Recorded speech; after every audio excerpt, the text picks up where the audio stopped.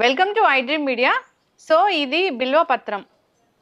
శివయ్యకి ఒక బిల్వపత్రం సమర్పించినంతనే మనకి అన్ని రకాల కోరికలు తీరుస్తాడని చెప్తూ ఉంటారు, శాస్త్రం చెప్తూ ఉంటుంది. అయితే ఈ బిల్వం అంటే చాలా రకాల అనారోగ్య సమస్యలను తగ్గిస్తుంది, చాలా రకాల మెడిసినల్ ప్రాపర్టీస్ ఉన్నాయని చెప్తూ ఉంటారు. దీనిలో ఉన్న మెడిసినల్ వాల్యూస్ ఏంటి, దీన్ని మనం ఎలా తీసుకోవాలి, ఇది తగ్గించే జబ్బులు ఏంటి, వివరాలు తెలుసుకుందాం. మనతో పాటు ప్రముఖ యోగా అండ్ స్పిరిచువల్ గురు అరుణాదేవి గారు ఉన్నారు. మ్యామ్ నమస్తే అండి. నమస్తే అండి. మ్యామ్ ఎప్పుడు మీరు మంచి మంచి మాటలు చెప్తూ ఉంటారు. న్యాచురల్ వేస్లో మన జీవన విధానం ఎలా ఉండాలి, ఏదైనా అనారోగ్య సమస్యలను ఎలా తగ్గించుకోవాలి, ఇలా చెప్తూ ఉంటారు. ఒక పెద్ద యోగా గురువు మీరు. ఎన్నో ఎన్నో ఏళ్ల నుంచి తెలుసు మాకు. యోగా ద్వారా, ఆల్టర్నేటివ్ మెడిసిన్ ద్వారా, ఆల్టర్నేటివ్ థెరపీస్ ద్వారా ఈ అనారోగ్య సమస్యలను తగ్గిస్తూ ఉంటారు. అయితే ఈరోజు నేను తెలుసుకోవాలనుకుంటున్నానంటే ఇది బిల్వం. బిల్వం అంటే ఒక్క బిల్వపత్రం సమర్పించినంతనే ఆ శివయ్య మనల్ని కరుణిస్తాడని చెప్తూ ఉంటారు. ఎంత మెడిసినల్ ప్రాపర్టీస్ లేకపోతే దీన్ని అక్కడ ఉంచాలని చెప్తూ ఉంటారు. అంటే దీనిలో ఉన్న మెడిసినల్ ప్రాపర్టీస్ ఏంటి, ఎలా ఉపయోగించుకోవాలి మ్యామ్? బిల్వపత్రం మనకి ఎంత పవిత్రమైందో మీకు తెలుసు. ఏక బిల్వం, త్రిదళం. ఇది త్రిదళం అంటే మూడు దళాలు ఉన్నదన్నమాట. మూడు ఉంటాయి, త్రిదళము అని అంటారు. మూడు శివుడికి త్రినేత్రుడు కదా ఆయన, అలాగా మూడు నేత్రాలు అని. సో శివుడికి ఏమీ ఇవ్వకపోయినా ఆయనకి ఏం అవసరం లేదు, ప్రసాదాలు నైవేద్యాలు. ఆయనకి ఒక్కటే మనసు, ఒకటే కావాలట. మనసుతో ఒక బిల్వపత్రం మీరు అర్పించినా కూడా శివుడు వింటాడట, అది మీ కోరికలు కూడా తీరుస్తాడు అనేది శివపురాణంలో చెప్తున్నారు. ఇది ఎంత పవిత్రమైందంటే ప్రతి శివాలయంలో ఇవాళ ప్రతి ఇంట్లో కూడా వేసుకుంటున్నారు. 1,00,000 బిల్వపత్రాల పూజ చేస్తారు. ప్రతి సోమవారం చాలా మంది బిల్వపత్రాలతో శివ పూజ చేస్తారు, ఎంతో భక్తితో చేస్తారు. కార్తీక మాసం వచ్చిందంటే ఆ మాసం అంతా కూడా ఇది బిల్వపత్రాలు తీసుకువెళ్ళి పూజ చేస్తారు. కానీ శివుడికి ఒక్క దళం ఇస్తే చాలు, ఒక గుత్తులు కోసుకెళ్ళిపోయి మీరు 1,00,000 పత్రులు చేయడం, ఇలాంటివన్నీ కూడా ఎక్కడ కూడా ఏ పురాణంలో కూడా లేదు అసలు. ఒక్క దళం మనస్సుతో ఇమ్మన్నాడు అంతే. శివుడికి అంతకు మించి ఆయన ఏమీ అవసరం లేదు, ఆయన ఏమీ అడగడు కూడా. కానీ దాన్ని ఇవాళ ఎలా అయిపోయింది అని అంటే, ఇప్పుడు కార్తీక మాసం వచ్చిందంటే 1,00,000 పత్రుల పూజ చేస్తారు. ఏంటి, బిల్వార్చన అని చెప్పేసి ఈ బిల్వాలు 1,00,000 తీసుకెళ్ళి చేస్తారు. అది మాత్రం చాలా పొరపాటు. ఎందుకంటే ఇది శివుడికి ఎంత ఇష్టమైందో ఆయుర్వేదంలో కానీ న్యాచురోపతిలో కానీ దీంట్లో మెడిసినల్ వాల్యూస్ ఎన్నో ఎన్నో ఎన్నో ఉన్నాయి ఇందులో, ఈ బిల్వంలో. ఇది మనకి అంటే హెల్త్ వైపు ఎలా ఇది పనిచేస్తుంది అనేది మనకి ఇక్కడ చేసుకుంటే, ఇది శివుడికి ఇష్టం. శివుడు అంటే రుద్రుడు, మహేశ్వరుడు, ఈశ్వరుడు అని కూడా. ఇది ఎందుకు అంత ఆయనకి ఇష్టము అని అంటే, ఈ పత్రం తీసుకోవడం వల్ల మన నాడీస్ ఎనర్జీ ఛానల్స్ ఓపెన్ అయింది. ఓకే, మనకు నాడీ ఉంది కదా, సింపాథటిక్ నర్వస్ సిస్టమ్ ఉంది, అలాగే పారాసింపాథటిక్ ఉంది. తర్వాత నాడీ అంటే ఛానల్స్, ఎనర్జీ ఛానల్స్ అని చెప్తామన్నమాట. అంటే ఎనర్జీ ఛానల్స్లో ఏం సప్లై అవుతుంది అని అంటే ఎలక్ట్రిసిటీ సప్లై అవుతుంది మన బాడీకి, అది ఎనర్జీ మనకి. దానికి ఇది గనక మనం తీసుకుంటే ఎనర్జీ ఛానల్స్ దీనికి శుద్ధి చేసి మనకి ఎనర్జీ బాగా ఫ్లో అయ్యేటట్టుగా చేస్తుంది. మెయిన్ అది ఇంపార్టెంట్. అంటే చాలా మంది ఎనర్జీ బ్లాక్ ఉంది అని చెప్తూ ఉంటారు కదా. ఇప్పుడు నా చక్రాస్ బ్లాక్ అయిపోయినాయి, లేకపోతే నా చక్రాస్ ఓపెన్ అవ్వాలి, లేకపోతే ప్రాణాయామం చేయాలి, బాగా ఎందుకో చేయలేకపోతున్నాను, ప్రాణాయామం చేసినా కూడా నాకేమి ఎనర్జీ లేదు, ప్రాణముద్ర చేయమని చెప్తాం. ఒక్కొక్కసారి ఎనర్జీ లెవెల్స్ చాలా డౌన్ అయిపోతాయి, చాలా అస్సలు ఎనర్జీ లేదు, నాకు చేత కావట్లేదు అని ఇలాంటినప్పుడు కూడా ఈ ఒక్క దళం, ఒక్క ఆకు అంటే ఒక దళం, ఈ దళాన్ని జస్ట్ మీరు ఒక గ్లాస్ వాటర్లో ఈ దళం పూర్తిగా మంచిగా కడుక్కుని దీన్ని ఇలానే వేసేయచ్చు. నీళ్లు మరుగుతున్నప్పుడు వేసేసి ఒక 2-3 నిమిషాల వరకు మరగాలి. మరిగిన తర్వాత స్టవ్ ఆఫ్ చేసేసి ప్లేట్ పెట్టేసేయండి. పెట్టి ఒక నిమిషం అలా వదిలేసేయండి. తర్వాత దీన్ని తీసుకుని మంచిగా, వాటర్ ఏం కలపొద్దు దాంట్లో, మళ్ళీ నిమ్మకాయ తేనె ఏం అవసరం లేదు, జస్ట్ అలానే తాగండి వాటర్. కొద్దిగా మీకు ఒక చిన్న స్మెల్ ఉంటుంది, పెద్దగా ఏమి ఇది తాగలేనంత చేదు అలాంటివి ఏమి ఉండవు దీంట్లో. మరగబెట్టకూడదు, కషాయం లాగా చేసేసి దాన్ని. అంటే కషాయానికి టీకి చాలా డిఫరెన్స్ ఉంది.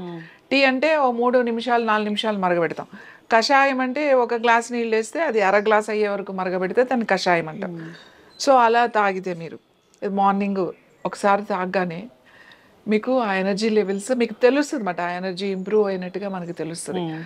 అలాగే ప్రాణాయామం సరిగా జరగట్లేదు, నేను చేయలేకపోతున్నాను అనుకునే వాళ్ళకు కూడా ఇది కొంచెం గనక మనం తీసుకుంటే కొన్ని రోజులు మనకి ఆ ప్రాణాయామం చాలా కరెక్ట్గా బాగా చేయగలుగుతాం అన్నమాట. తర్వాత ఇంకా ఏంటి అని అంటే ఇది దీన్ని ఏం చేస్తారంటే చాలామంది ఇంతకు ముందు కొన్ని ఆశ్రమాలు యోగులు వాళ్ళ దగ్గరికి వెళ్ళినప్పుడు, వాళ్ళ దగ్గర ఉన్నప్పుడు దీన్ని రాత్రే అన్నం వండి ఆ అన్నంలో కొంచెం పాలు పోసి తర్వాత కొంచెం పెరుగు తోడులాగా ఇలానే త్రిదళాన్ని వేసేసి ఎక్కువ క్వాంటిటీని బట్టి కొంచెం ఎక్కువ వేసుకుంటారు. మనం ఒక్కళ్ళకే చేసుకున్నాం అనుకోండి ఒక దళం సరిపోతుంది. సో దాంట్లో వేసేసి కొంచెం తోడు పెడతాం కదా, అలాగే తోడు పెట్టేసి రాత్రే పెట్టేస్తాం. పొద్దున్నకి అది మంచిగా పెరుగుగా అవుతుంది అన్నమాట. ఇది కూడా ఉంటుంది దాంట్లో, మంచి పెరుగుగా తయారవుతుంది. ఆ పెరుగు అన్నం అన్నమాట.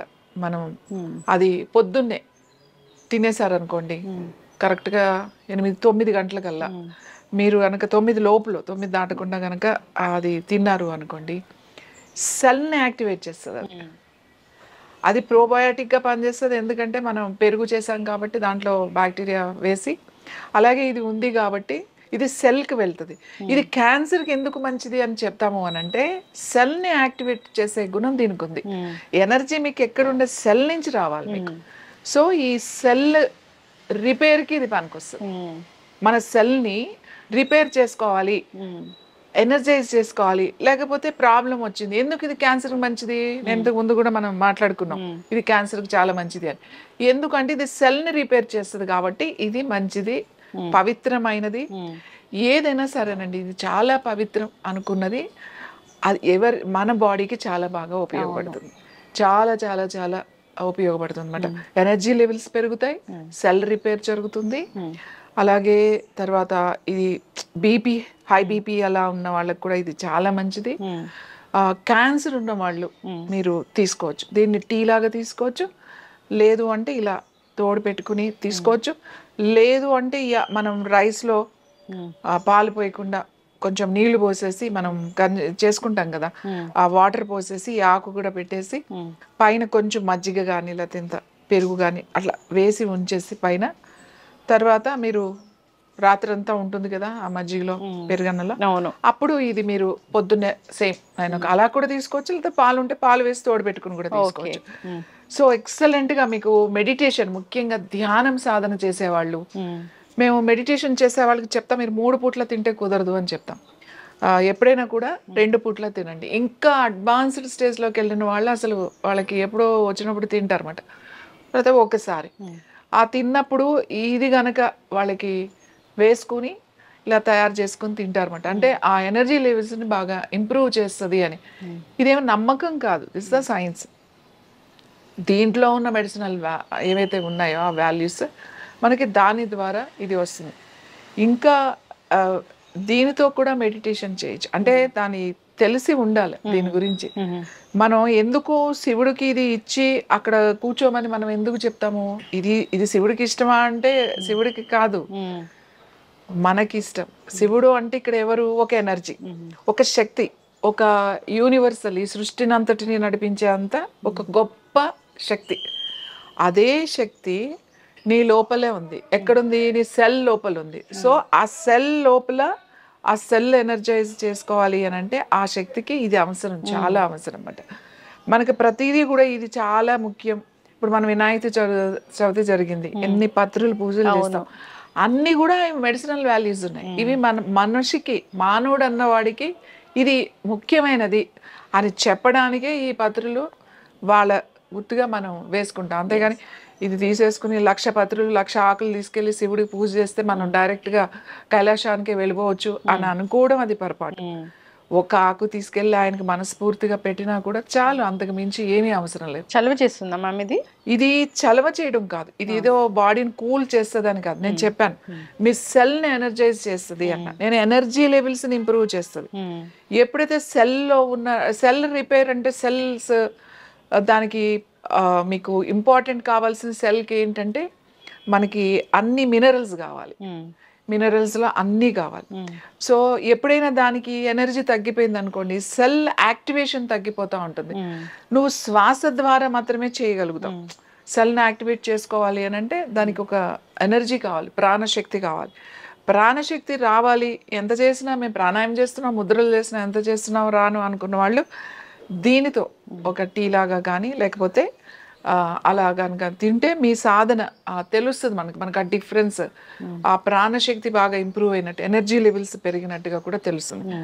ఆ సెల్ కనుక ఎనర్జీ వచ్చింది అనుకోండి, ఆటోమేటిక్గా ఈ క్యాన్సర్ ఉన్న వాళ్ళకి ఎప్పుడైతే ఈ సెల్స్ స్ట్రాంగ్ అయిపోయినాయో, ఈ క్యాన్సర్ సెల్స్ మీద ఈ మంచి సెల్స్ దాని మీద దాడి చేయడానికి అవకాశం ఉంటుంది.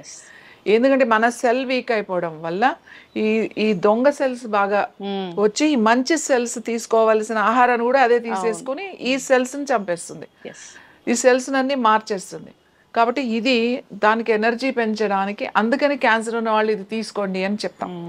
అలాగే ఆశ్రమాల్లోనూ, కొన్ని ఆశ్రమాల్లో కొంతమంది యోగులు, కొన్ని అప్పట్లో వైద్యం చేసేవాళ్ళు, వాళ్ళ దగ్గరికి వచ్చిన వాళ్ళు అక్కడ ఉన్న వాళ్ళకి ఏదో ఒక సమస్యతో వస్తారు కాబట్టి వాళ్ళకి ఆ ఎనర్జీ లెవెల్స్ తక్కువగా ఉంటాయి కాబట్టి ఇలాంటివి ఇచ్చి కూడా పెట్టేవాళ్ళు.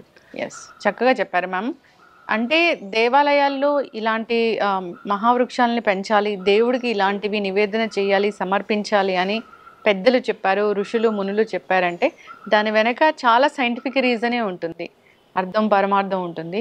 సో మీలాంటి గురువులు చెప్తూ ఉంటారు దాంట్లో ఉన్న సైంటిఫిక్ రీజన్ ఏంటి, ఎలాంటి మెడిసినల్ వాల్యూస్ ఉంటాయి, ఎట్లా వాడుకోవాలి, ఇది మన దైనందిన జీవితంలో ఎలా ఉపయోగపడుతుంది అని అందరూ ఫాలో అవ్వాలని కోరుకుందాం మ్యామ్. చాలా చక్కటి ఇన్ఫర్మేషన్, ధన్యవాదాలు.